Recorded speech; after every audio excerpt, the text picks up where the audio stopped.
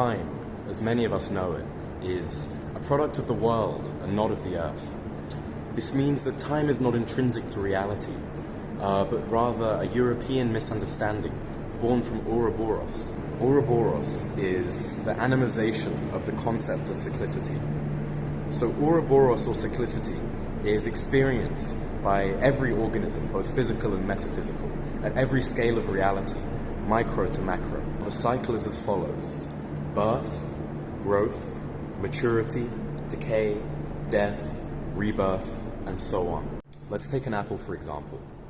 It's born, grows, matures, decays, dies, and is reborn through its seeds. All the while, the cells that compose the apple are perpetually being born, growing, maturing, decaying, dying, and being reborn. You, too, are a perfect example of Ouroboros. Your being is a symbiotic organism composed of billions of smaller organisms. Thus, your life cycle consists of billions of smaller and more rapid life cycles. The microorganisms that construct your skin are constantly born, dying, and being reborn.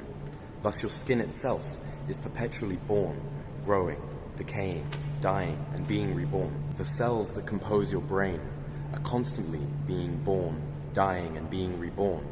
Thus, your brain itself is perpetually being born, dying, and being reborn. The conglomeration of these microcycles create the macrocycle of your life. Your birth, growth, maturity, death, and rebirth through reproduction.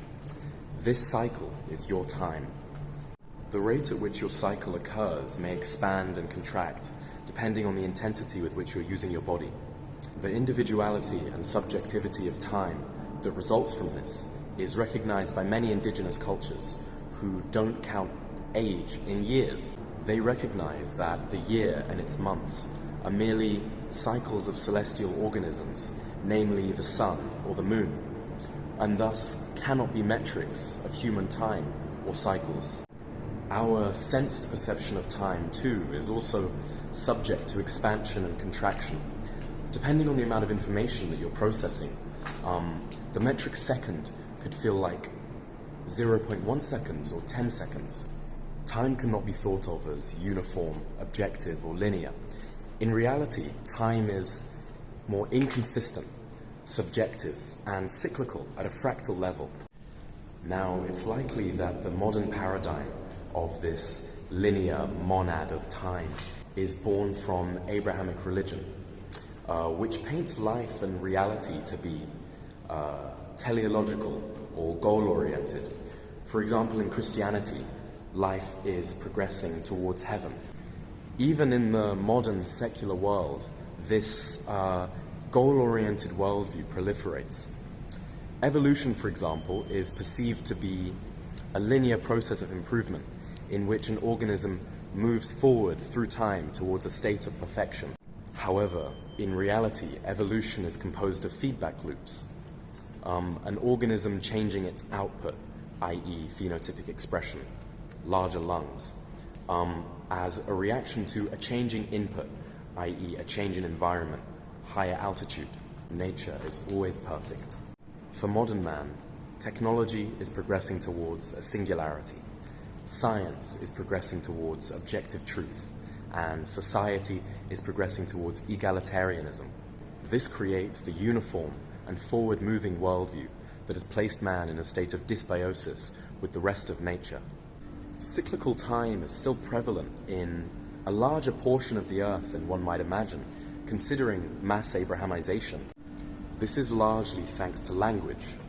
For example, within the Maori language, the word for past, mua, means in front, alluding to a cyclical nature of time. For the Maori people, past, present, and future are inseparable and exist in a state of symbiosis and codependence. Another example of this is within the Ojibwe language of North America, in which the word Ankobijigan means both ancestor and descendant, once again alluding to their awareness of the cyclicity of time. Now, to summarize, the linear monad of time does not exist. In reality, there's a fractal network of cycles, all occurring at different rates, the motion of which gives birth to our beautiful and dynamic reality.